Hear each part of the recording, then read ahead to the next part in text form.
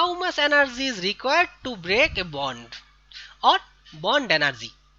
এটা কিন্তু খুব ইম্পর্ট্যান্ট একটা জিনিস যে আসলে কোনো একটা মলিকুলের মধ্যে যতগুলো কম্পোনেন্ট থাকবে, যতগুলো অ্যাটম থাকবে, সেই অ্যাটমগুলো একটা আরেকটার সাথে কত স্ট্রংলি বন্ডেড আছে ওইটা জানার জন্য আমাদের এই বন্ড এনার্জি জানতে হবে। এখানে দেখো আমি কয়েকটা এক্সাম্পল দিয়েছি। ক্লোরিন ক্লোরিন একটা মলিকুল হলো Cl2 মলিকুল। তাহলে Cl2 মলিকুল যখন ফর্ম করে তখন আমাদের এতটা পরিমাণ এনার্জি রিলিজ করে। কিন্তু যদি ওই ক্লোরিন মলিকুলটাকে আমাদের ভাঙতে হয়, then you need to provide 243 kilojoule per mole. তার মানে 1 মোল ক্লোরিন মলিকুলকে ভেঙে দুইটা ক্লোরিন পরমাণু তৈরি করার জন্য তোমাকে এত পরিমাণ এনার্জি দিতে হবে। ঠিক একইভাবে when 1 mole of oxygen decomposes, it requires 499 kilojoule per mole energy। তাহলে এই হলো আমাদের যে একটা মলিকুল, এই মলিকুলটা আমরা হিট অফ ফরমেশনটা পড়েছি, তাই না? হিট অফ ফরমেশন যখন পড়েছি তখন আমাদের কি ছিল যে কোনো একটা মলিকুল অথবা কোনো একটা সাবস্ট্যান্স তার এলিমেন্টাল স্টেট থেকে ওই মলিকুলটার 1 মোল ফর্ম করার জন্য যে পরিমাণ এনার্জি রিলিজ করে, this is known as enthalpy of formation. তাহলে এখন দেখো এইটা ছিল আসলে 1 মোল অক্সিজেন। তাহলে 1 মোল অক্সিজেন মলিকুল 1 মোল অক্সিজেন মলিকুল এইটা ফর্ম করার জন্য আমার লাগে কি? 2টা হাফ মোল অক্সিজেন, তাই না? 2টা হাফ মোল অক্সিজেন অথবা 2টা অক্সিজেন অ্যাটম। তাহলে 2টা অক্সিজেন অ্যাটম যখন একটা আরেকটার সাথে যুক্ত হয়ে 1 মোল অফ অক্সিজেন মলিকুল তৈরি করছে তখন 499 কিলোজুল পার মোল। অথবা আমরা যখন ওয়াটার ফর্ম করেছিলাম, ওয়াটারের কথা যখন ফর্ম করেছি তখন বলেছি যে 1 mole of hydrogen reacts with half mole of oxygen। দুইটাই কিন্তু 1 mole hydrogen gas reacts with half mole of oxygen gas to form 1 mole of liquid water। তাহলে এই যে মানে এই যে রিঅ্যাকশনটা বলেছি, এই রিঅ্যাকশনে যে পরিমাণ এনার্জি রিলিজ হয়, নর্মালি যে কোনো ফরমেশন এনথালপি অফ ফরমেশনটা সবসময় কি হয়ে থাকে যে এনার্জি রিলিজ করে। কারণ নতুন একটা বন্ড ফর্ম করলে এটা একটা স্টেবল স্টেটে যায়, যে কারণে আমরা বলেছি যে enthalpy of formation is almost always negative or exothermic. এবং আরেকটা রিঅ্যাকশনের কথা বলেছিলাম অলমোস্ট অলওয়েজ নেগেটিভ, সেটা ছিল কি এনথালপি অফ কম্বাসশন। কম্বাসশন মানে বার্ন করা, যে কোনো একটা কম্পোনেন্ট যখন আমরা অক্সিজেনে বার্ন করি তাহলে তখন কিছু পরিমাণ এনার্জি রিলিজ করে। তাহলে এই দুইটা term enthalpy of formation and enthalpy of combustion, এই দুইটা টার্ম আমরা ম্যাক্সিমাম ক্ষেত্রেই বলেছি যে এটা কি হয়ে থাকে exothermic or negative energy release করে। আচ্ছা, আর এই যে এখানে bond energy will be always positive, that means endothermic. মানে দুইজনের মধ্যে বন্ধুত্ব আছে, সেই বন্ধুত্বটাকে ভাঙতে হলে তোমাদের সেক্ষেত্রে কি হবে, ওদের মধ্যে একটা মানে বাজে চিন্তা ঢুকাই দিতে হবে, মানে ক্যাটালিস্ট লাগবে। এবং সেই ক্যাটালিস্টটা কি, যে একজনের কাছে আরেকজনের খারাপ কথা বলে দাও, তাহলে দুজনের মধ্যে সন্দেহ আসবে। সেই সন্দেহ হইলে তখন এই যে কাজটা করা হইলো ওইটাই হলো কিছু পরিমাণ এনার্জি ইনিশিয়েট করা। তাহলে এই যে আমাদের মলিকুলটা আছে, অক্সিজেন মলিকুল অথবা হাইড্রোজেন মলিকুল, ক্লোরিন মলিকুল অথবা OH একটা রেডিক্যাল, তো এর প্রত্যেকটার মধ্যে একটা স্ট্রং ফোর্স আছে, ফোর্স অফ অ্যাট্রাকশন, ভালো বন্ধুত্ব আছে। তাহলে এইগুলোকে যদি আমাদের করতে হয়, ব্রেক করতে হয়, then we need to provide some energy and we will call this as the bond energy. মানে একটা মলিকুলের মধ্যে যতগুলো বন্ড থাকবে, আমি এখানে মাত্র দুইটা করে অ্যাটম দেখাইছি, তাহলে প্রত্যেকটার ক্ষেত্রে আমাদের এখানে যে বন্ডগুলো আছে সেই বন্ডগুলো ব্রেক করার জন্য যত পরিমাণ এনার্জি লাগছে সেগুলোকে আমরা বন্ড এনার্জি বলছি। কিন্তু যদি আমরা একটা মলিকুল কনসিডার করি মিথেন CH4, তাহলে একটা কার্বনের সাথে 4টা হাইড্রোজেন যুক্ত আছে। তো এখন এইখানে সবগুলো বন্ড কিন্তু সিমিলার। যখন আমরা ওই অ্যালকেনের চ্যাপ্টার পড়েছিলাম তখন আমি দেখাইছিলাম যে কার্বন এবং হাইড্রোজেন যখন করে বন্ড ফর্ম করে, কার্বনটা থাকে sp3 হাইব্রিডাইজড এবং হাইড্রোজেনটা জাস্ট s অরবিটাল। তাহলে এবং তখন প্রত্যেকটা বন্ড কিন্তু সিমিলার হয় এবং সিগমা বন্ড ফর্ম করে। তাহলে প্রত্যেকটা বন্ড সিমিলার এবং বন্ড অ্যাঙ্গেল তাও কিন্তু আমি বলেছিলাম অ্যাবাউট 109.5 ডিগ্রি। তাহলে প্রত্যেকটা বন্ড সিমিলার মানে প্রত্যেকটা বন্ডকে ভাঙার জন্য তোমার একই পরিমাণ এনার্জি দিতে হবে, বন্ড লেন্থ সেম এবং প্রত্যেকটা অ্যাটম সেম, কার্বন হাইড্রোজেন সবসময়। তাহলে সেই ক্ষেত্রে পুরো মলিকুলটা মানে CH4 মলিকুলটা ফর্ম করার জন্য তোমার কি কি দরকার ছিল, একটা solid carbon plus 2 mole hydrogen gas reacts each other to form CH4 gas. তাহলে এই যে মলিকুলটা, এই মলিকুলটা ফর্ম করার জন্য যে পরিমাণ এনার্জি তোমাদের দরকার হয়েছে, তাহলে সরি যে পরিমাণ এনার্জি রিলিজ করছে, this is the enthalpy of formation of CH4 molecule. এখন এই CH4 মলিকুলের মধ্যে কয়টা বন্ড আছে? 4টা কার্বন হাইড্রোজেন বন্ড আছে। তাহলে 4টা carbon hydrogen bond form break করার জন্য তোমার ওই যে এনার্জিটার কথা বলেছি যে enthalpy of formation of methane, তাই না, যে 1 মোল মিথেন ব্রেক করার জন্য আমাদের যে পরিমাণ এনার্জি দরকার হয়, ফর্ম করার জন্য যে পরিমাণ এনার্জি রিলিজ করে, exactly same amount of energy will be released when 4 different CH bond in CH4 breaks। যে যত পরিমাণ 4টা কার্বন হাইড্রোজেন বন্ড ব্রেক করার জন্য তোমার সেম পরিমাণ এনার্জি লাগবে, তাহলে CH বন্ডের এনার্জি কত হবে? Just the enthalpy of formation of CH4 divided by 4। তাহলে 4টা কার্বন হাইড্রোজেন বন্ড ব্রেক করার জন্য আমাদের যে পরিমাণ এনার্জি দরকার হয় সেটা হলো আমরা বলেছিলাম এনথালপি অফ ফরমেশন, এবং তার করেসপন্ডিং আমরা বলেছি যে 4টা কার্বন হাইড্রোজেন বন্ড ব্রেক করে। তাহলে একটা কার্বন হাইড্রোজেন বন্ড ব্রেক করার জন্য যতটুকু এনার্জি হবে জাস্ট 4 দিয়ে ডিভাইড করে দাও, then you will get the enthalpy of bond energy of carbon hydrogen bond. তাহলে এইভাবে আমরা সহজে কোনো একটা মলিকুলের এনথালপি অফ বন্ড এনার্জিটাকে এস্টিমেট করতে পারি। সেটা ওয়াটারের ক্ষেত্রে হবে কি, যখন আমরা ওয়াটার কনসিডার করি তখন কি হয়, 1 mole of water forms from 1 mole hydrogen and half mole oxygen. তাহলে ওয়াটারের এনথালপি অফ ফরমেশনটা আমরা জানি। তাহলে enthalpy of formation of water যদি জানি, তাহলে সেক্ষেত্রে সেখান থেকে আমরা ওয়াটারের মধ্যে হাইড্রোজেন অক্সিজেন এর 2টা বন্ড থাকে, একটা হাইড্রোজেন একটা অক্সিজেনের সাথে, আবার আর একটা অক্সিজেন একটা হাইড্রোজেনের সাথে, তাহলে 2টা হাইড্রোজেন অক্সিজেন বন্ড ফর্ম করে। তাহলে enthalpy of formation of water যদি আমরা জানি, তাহলে এই এনার্জিটাও কিন্তু ওএইচ বন্ড এনার্জিটাকে আমরা বের করতে পারবো, just divided by the 2 of enthalpy of formation of hydrogen water. তাহলে ওয়াটারের এনথালপি অফ ফরমেশনকে যদি আমরা 2 দিয়ে ডিভাইড করি, তাহলে enthalpy of bond energy of OH bond এটা আমরা পেয়ে যাব। তাহলে the average amount of energy required to break all bonds of a particular type in 1 mole of the substance, মানে 1 মোল সাবস্ট্যান্সের মধ্যে যতগুলো বন্ড থাকবে সেই বন্ডগুলো ব্রেক করার জন্য অন অ্যান অ্যাভারেজ, আমি অ্যাভারেজ শব্দটা এখনো বলিনি, বলেছি যে যখন আমরা CH4 থেকে কার্বন হাইড্রোজেন বন্ড এনার্জি বের করব তখন আমি কি করেছি, 4 দিয়ে ডিভাইড করে দিছি, ডিভাইডেড বাই 4, অর ওয়াটারের ক্ষেত্রে ডিভাইড বাই 2। এইটা কেন করেছি, just to get the average value. তাহলে the average amount of energy required to break all bonds of a particular type in 1 mole of substance is known as the bond energy. Okay, তাহলে এখন আমি এখানে একটা জিনিস দেখব যে এই বন্ড এনার্জিটা আসলে মানে কেন ইম্পর্ট্যান্ট এবং এটা আসলে কিসের উপরে ডিপেন্ড করে।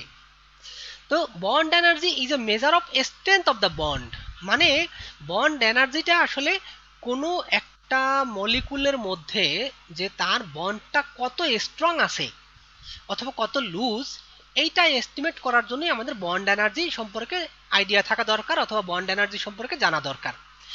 কিন্তু এই বন্ড এনার্জি কিন্তু প্রত্যেকটা মলিকুলের ক্ষেত্রে আলাদা আলাদা হয়। কিভাবে আলাদা হয় সেটা আমরা একটু দেখি। Why the bond energy of different molecules are different. এখানে দেখো আমি এখানে দেখাইছি hydrogen that means hydrogen molecule এটা দেখাইছি ক্লোরিন মলিকুল, এটা দেখাইছি হাইড্রোজেন ক্লোরাইড মলিকুল। এখানে দেখো এই যে আমি সাইজগুলো নিয়েছি, এই সাইজগুলো কিন্তু প্রত্যেকটা একটা আরেকটার সাথে কম্পেয়ার করে, মানে এই যে যে লাইনটা, এই লাইন রেড লাইন, এটা একটা রেড লাইন, এটা একটা রেড লাইন, এটা একটা রেড লাইন, এই রেড লাইনগুলো কিন্তু এই স্পেসিফিক ভ্যালু দেওয়া আছে 1.30 এই রেড লাইন। এইটা তোমরা যদি কম্পেয়ার করে দেখো তাহলে এই যে radius of this chlorine molecule and radius of hydrogen chlorine atom and radius of hydrogen atom, you will get the exact number what you are getting in the periodic table। মানে periodic টেবিলে যেভাবে represent করা হয়েছে প্রত্যেকটার size কতটুকু, এখানেও কিন্তু ক্লোরিনের size সেইভাবে শো করা হয়েছে। তার মানে আমি আসলে দেখাতে চাই যে কোনো একটা মলিকুলের মধ্যে তার যে যে অ্যাটমগুলো আছে সেই অ্যাটমগুলোর সাইজ এবং মলিকুলের মধ্যে যে বন্ড ডিস্ট্যান্স এবং ইলেকট্রোনেগেটিভিটি, এই তিনটা টার্মের উপরে ডিপেন্ড করে বন্ড এনার্জি ডিপেন্ড করে। তাহলে দেখো এই যে হাইড্রোজেন হাইড্রোজেন দুইটা হাইড্রোজেন, এদের ডায়ামিটার, হাইড্রোজেন অ্যাটমের ডায়ামিটার অথবা রেডিয়াস, দেখো আমি এখানে মেনশন করে দিয়েছি যে covalent radius of hydrogen, covalent radius আর ভ্যান ডার ওয়ালস রেডিয়াস, এই দুইটা সম্পর্কে তোমাদের কোনো আইডিয়া আছে?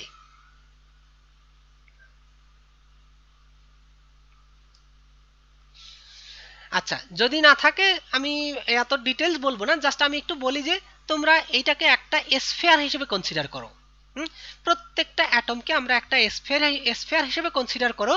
তাহলে স্ফিয়ার মানে ফুটবলের মতো, ফুটবলের মতো যদি আমরা কনসিডার করি তাহলে ইলেকট্রন কিন্তু ওইভাবে মোটামুটি কনসিডার করা হয় যে এর আউটার মোস্ট সারফেসে ইলেকট্রনগুলো থাকে।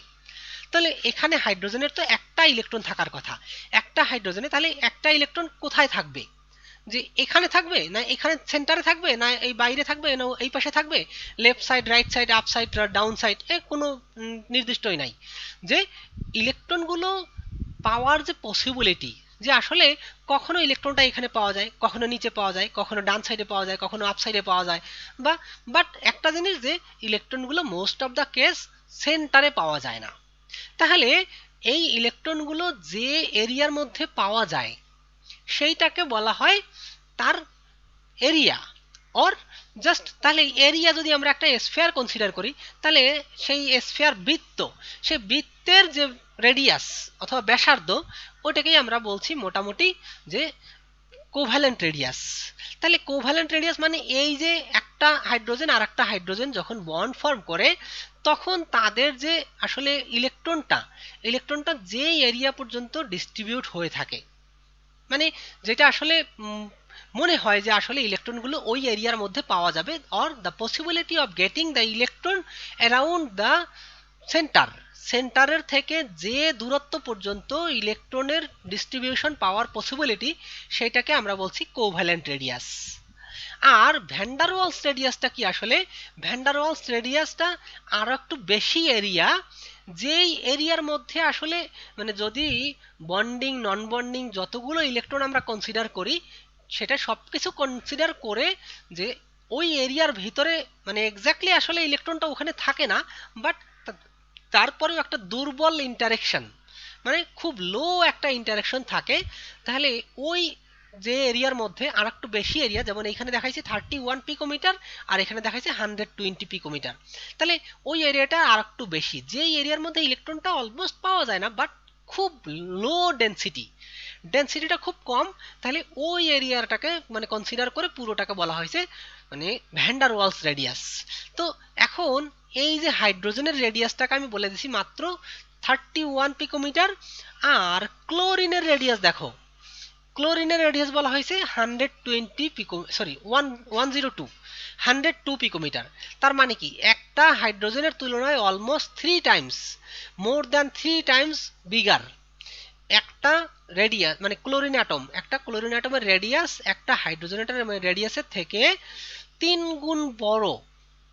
তাহলে দেখো আমি এখানে বন্ড এনার্জির ভ্যালু কিন্তু দিয়ে দিছি, মেনশন করে দিছি, যখন হাইড্রোজেনের মধ্যে হাইড্রোজেন যখন বন্ড ফর্ম করে তখন তার বন্ড এনার্জি হলো 432 কিলো জুল পার মোল, কিন্তু যখন ক্লোরিন বন্ড ফর্ম করে এই যে একটা ক্লোরিন, এই একটা ক্লোরিন, এই ক্লোরিন ক্লোরিন বন্ড ফর্ম করলে তখন তার মধ্যে বন্ড এনার্জি মাত্র 240 কিলোজুল। তাহলে এই দুইটা জিনিস যে দেখো এর অ্যাটমিক সাইজ অথবা অ্যাটমিক রেডিয়াস, যে সাইজ অফ দ্য অ্যাটম যদি বড় হয় তাহলে তাদের আকর্ষণটা অনেকটা কম হয়। এইটা খুব ছোট, তখন কি হয় তাদের মধ্যকার ডিস্টেন্সটা কম।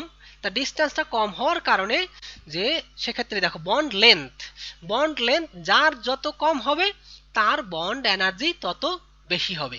যেমন এইটা আর এইটা দেখো, এখানে একটা ক্লোরিন আছে, এখানে একটা ক্লোরিন আছে, তাহলে এই দুইটার মধ্যে যখন দেখো এইটার বন্ড লেন্থ হলো 2.05 আর এটা হলো 1.30, তাহলে এই বন্ড এনার্জি কত? হাইড্রোজেন ক্লোরাইড, হাইড্রোজেন এবং ক্লোরিন, এই হাইড্রোজেন ক্লোরাইডের বন্ড এনার্জি তখন আসছে আবার 428, which is very close two hydrogen hydrogen. এইটার বন্ড লেন্থ ছিল কত? 0.76 আর এটা হলো 1.30, তার মানে এটার থেকে অনেকটা ছোট আবার এটার থেকে একটু বড়। তো সেই ক্ষেত্রে এইটার bond energy is very much close to this. এটা আবার ডিপেন্ড করবে যে আসলে এই যে ক্লোরিনের ইলেকট্রোনেগেটিভিটি বেশি হওয়ার কারণে। তো সেক্ষেত্রে সাইজ অফ দ্য অ্যাটমের উপরে ডিপেন্ড করেও কিন্তু বন্ড এনার্জি এবং বন্ড লেন্থের উপরে, অথবা ইলেকট্রোনেগেটিভিটি কম বা বেশি হওয়ার কারণে এদের বন্ড এনার্জিটা কম বেশি হতে পারে। তাহলে কোনো একটা মলিকুলের মধ্যে তার অ্যাটমগুলো কত স্ট্রংলি বন্ডেড অথবা the amount of energy required to break the bond, মানে অ্যাভারেজ এনার্জি, যদি কোনো একটা মলিকুলের কথা বলি যে সেই মলিকুলের মধ্যে যতগুলো সিমিলার বন্ড থাকবে, সিমিলার বন্ড থাকবে তার অ্যাভারেজ, তাহলে ওই বন্ডটা ব্রেক করার জন্য যে পরিমাণ এনার্জি আমাদের দিতে হবে, this is known as the bond energy. তাহলে এখন bond enthalpy is useful for calculating the heats of reaction, মানে কোনো একটা রিয়াকশনের হিট এনার্জি এটা এস্টিমেট করার জন্য আমরা কিন্তু এই বন্ড এনার্জিটাকে ইউজ করতে পারি। To determine the bond energy of carbon hydrogen bond, এটা আমি অলরেডি বলেছি যে মিথেনের মধ্যে যে কার্বন হাইড্রোজেন বন্ড আছে, এই বন্ড এনার্জিটাকে যদি আমরা এস্টিমেট করতে চাই তাহলে আমরা কিভাবে এস্টিমেট করব? নর্মালি কিন্তু সরাসরি এটা করা খুব tough.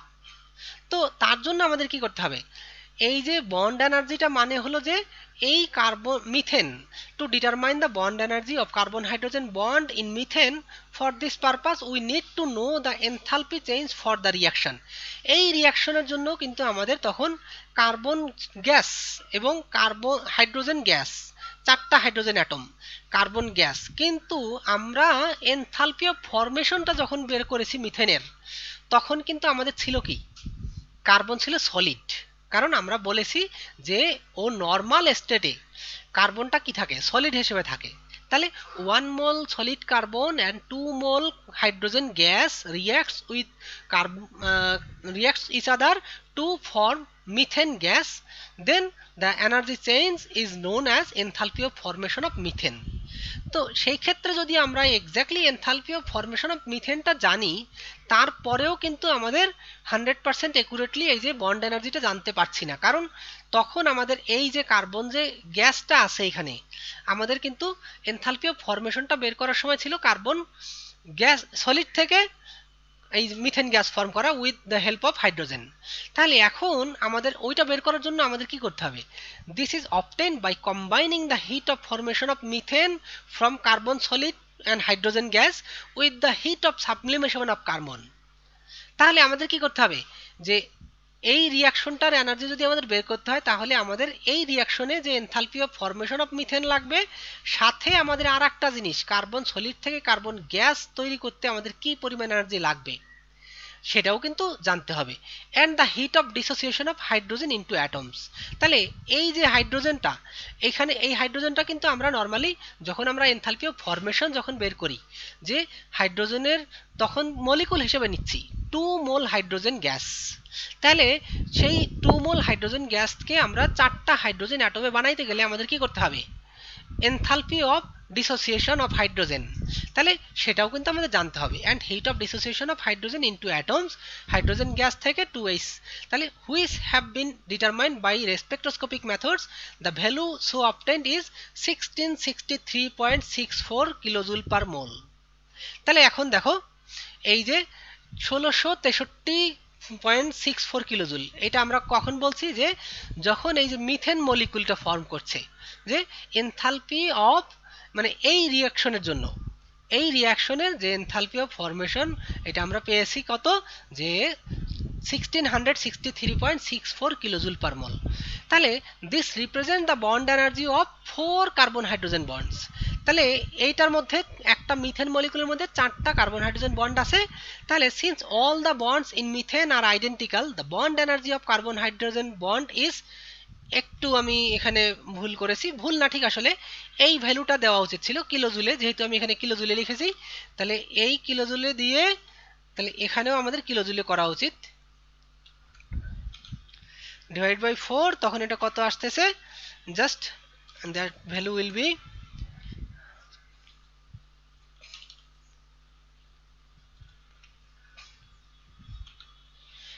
Divide by 415.91, 415.91 kilojoule per mole. আচ্ছা, তাহলে একটা কার্বন হাইড্রোজেন বন্ড ব্রেক করার জন্য আমাদের on an average 415.91 kilojoule per mole energy লাগবে। আচ্ছা, এখন আমরা একটু ছোট্ট দুইটা ম্যাথমেটিক্যাল প্রবলেম সলভ করতে চাই। যে সলভ প্রবলেম 1 এ কি আছে, given that energies for hydrogen hydrogen, oxygen oxygen and oxygen hydrogen bonds are 104, 118 and 111 kilocal per mole respectively, calculate the heat of the reaction. Hydrogen gas, half hydrogen molecule, half oxygen gas form water gas. তাহলে এখন এই রিঅ্যাকশনের জন্য আমাদের কি করতে হবে, যে enthalpy চেঞ্জটা কতটুকু হচ্ছে সেটা বের করতে হবে। তাহলে এই যে হাইড্রোজেনের এনার্জি দেওয়া আছে, given the energies for hydrogen hydrogen, oxygen oxygen and hydrogen oxygen bonds, তাহলে এই বন্ডগুলোর বন্ড এনার্জি দেওয়া আছে 104, 118 and 111 কিলোক্যাল। তাহলে আমাদের এই যে এখন দেখো এই হাইড্রোজেনটা, তাহলে এই ইকুয়েশনটাকে যদি আমরা লিখি, in this reaction two OH bonds are formed, কারণ ওয়াটার মলিকুল যখন ফর্ম করে তখন কি হয়, একটা হাইড্রোজেন একটা অক্সিজেনের সাথে, আবার ওই অক্সিজেনের সাথে আরেকটা হাইড্রোজেন, এইচ ও এইচ, এরকম করে আমাদের বন্ডটা ফর্ম করে। তাহলে in this reaction two OH bonds are formed and one hydrogen hydrogen bonds is broken, therefore we can write for delta H। তাহলে ডেল্টা H টা কি হবে এই ইকুয়েশনের জন্য, তাহলে আমরা এখানে দেখি যে এখানে আছে হাইড্রোজেন হাইড্রোজেন বন্ড ব্রেক করে, আর এখানে half mole oxygen oxygen double bond এটা ব্রেক করে, আর এখানে ফর্ম করে 2 মোল আর 2 OH bonds। তাহলে এনথালপি চেঞ্জটা কি হবে, enthalpy of products minus enthalpy of reactants, সেটা আমরা বের করছি। তাহলে delta H equal minus 2 into delta H, তাহলে নিচের কি OH বন্ড, দুইটা বন্ড, তো সেজন্য 2 ইন্টু ডেল্টা H, আর প্লাস ডেল্টা H, এটা হলো হাইড্রোজেন হাইড্রোজেন, তাহলে delta H into hydrogen hydrogen hydrogen bond, আর এখানে আসবে হাফ ইন্টু হাইড্রোজেন, তাহলে half into delta H OH ও এই বন্ডটা ব্রেক করতে যতটুকু এনার্জি লাগে। তাহলে এই হলো, তাহলে এখন আমরা জাস্ট ভ্যালুগুলো বসাই দিই, যে 2 into 111 plus 104 half into 118, just value যা আসলো minus 59.59 kilocal per mole. The heat of given reaction is minus 59.0 kilocal per mole. তাহলে এই, তবে আমার যতদূর মনে পড়ে যে তোমাদের বইয়ের মধ্যে এই হাফটা দেওয়া নাই সম্ভবত তোমাদের ওই বইয়ের মধ্যে, তাহলে সেক্ষেত্রে ওইটা একটু দেখে নিবা, যে বই থেকে যদি ফলো করো তাহলে এই হাফটা একটু কনসিডার করে নিবা। আচ্ছা, আর আরেকটা ইকুয়েশন আছে, হ্যাঁ বলো। হাফটা আছে, আচ্ছা আচ্ছা, হাফটা আছে, তাহলে হাফটা না না, তাহলে এই ইকুয়েশনটা দেখো, এই যে এইখানে আমি রেড মার্ক করে রাখছি, আগেরটা না, এটা না, কারণ যেটা ভুল আছে আমি দেখছিলাম সেটাই, যে এই half. Equation 2. Calculate the bond energy of hydrogen chloride given that the hydrogen hydrogen bond energy is 433 kilojoule per mole. তাহলে chlorine bond energy is 242 kilojoule per mole and delta HF for HCl is minus 91 kilojoule per mole. তাহলে এটা আছে, এটা দেখতে পাচ্ছ এই half, sir বই নাই এটা। আচ্ছা ইয়েস, কারণ ইকুয়েশনটা তো এটা, কারণ হাইড্রোজেন ক্লোরাইড তৈরি করতে গেলে তোমার কি লাগবে, হাফ মোল হাইড্রোজেন হাফ মোল ক্লোরিন, তাহলে এই হাফটা তো দিতেই হবে। তাহলে এখন আমরা এই ইকুয়েশন থেকে আমাদের কি বলছে, calculate the bond energy of hydrogen chloride. তাহলে এই ইকুয়েশন থেকে আমরা হাইড্রোজেন ক্লোরাইডের বন্ড এনার্জিটা বের করব। তাহলে হাইড্রোজেন থেকে হাইড্রোজেন এটা ফর্ম করছে, তাহলে 1 মোল অফ হাইড্রোজেন ফর্ম করে 2 হাইড্রোজেন অ্যাটম, 1 ক্লোরিন থেকে ফর্ম করে 2 ক্লোরিন অ্যাটম। তারপরে এখন এই যে ইকুয়েশনটা, এই ইকুয়েশনটাকে যদি আমরা 2 দিয়ে মাল্টিপ্লাই করি তাহলে কি পাই? এখানে হাফ এর সাথে 2 মাল্টিপ্লাই করে ক্যান্সেল হয়ে যাবে, থাকবে হাইড্রোজেন, এখানে শুধু ক্লোরিন, আর এখানে 2HCl, এবং তখন ডেল্টা এইচটাকে আমাদের 2 দিয়ে মাল্টিপ্লাই করতে হবে। তাহলে এখানে দেখো multiplying equation 1/2 we get H2 plus, এইখানে দিয়ে দিছে আবার 2Cl2। এই যে এই জিনিসটা ভুল, কারণ এইটা তো হয় না, এখানে 2Cl2 হবে না, এখানে এটা দেখছো, এখানে ভুলটা আবার হয়েছিল। তা hydrogen half, 1 hydrogen atom, sorry 1 hydrogen and 1 mole chlorine to form 2HCl। তাহলে এখান থেকে 91 মাল্টিপ্লাইড বাই 2 182 কিলোজুল। আচ্ছা, এরপরে অ্যাডিং ইকুয়েশন 2 অ্যান্ড 3, এই ইকুয়েশন 2 অ্যান্ড 3 এই দুইটা যদি আমরা অ্যাড করি তাহলে কি পাই? H2 প্লাস Cl2 ফর্ম করে 2H প্লাস 2Cl, আর এই যে এনার্জি 433 প্লাস 242, এই দুটা অ্যাড করতে হবে। তাহলে এই দেখো hydrogen plus chlorine 2 hydrogen plus 2Cl form করছে এত এনার্জি। এখন সাবট্রাক্টিং ইকুয়েশন 4 ফ্রম ইকুয়েশন 5, তাহলে ইকুয়েশন এই যে 4টাকে কি করছি, সাবট্রাক্টিং ইকুয়েশন 4 ফ্রম 5 1 হ্যাজ, তাহলে এখানে আমরা কি পাচ্ছি 2HCl থেকে ফর্ম করছে 2H and 2Cl, তাহলে 2 হাইড্রোজেন অ্যাটম 2 ক্লোরিন অ্যাটম এটা ফর্ম করছে। ডিভাইডিং দিস ইকুয়েশন বাই 2, কারণ আমরা চাই আসলে এই ইকুয়েশনটা ফর্ম করতে, তাহলে এই ইকুয়েশনটা যদি ফর্ম করতে চাই তাহলে কি হয়, 2HCl এই ইকুয়েশনটাকে 2 দিয়ে ডিভাইড করি, তাহলে পাবো কি আমরা HCl, তারপরে হাইড্রোজেন অ্যাটম ক্লোরিন অ্যাটম, তাহলে এটা দিয়ে এটা আমি এরকম করে বিক্রিয়াটা পেলাম। তাহলে এনার্জির যে ভ্যালুটা পাচ্ছি 428.5 কিলোজুল। তো আমাদেরকে বলছে কি যে এনথালপি অফ, মানে bond energy of hydrogen chloride, তাহলে bond energy of hydrogen chloride, তাহলে এইখানে আসছে কি হাইড্রোজেন ক্লোরাইডটাকে ভেঙে আমরা পাচ্ছি কি হাইড্রোজেন অ্যান্ড ক্লোরিন, তাহলে this is the bond energy of hydrogen chloride which corresponds two 428.5 kilojoule per mole. So এর মধ্যে কারো কোনো কোশ্চেন আছে? And this is the end of my today's class.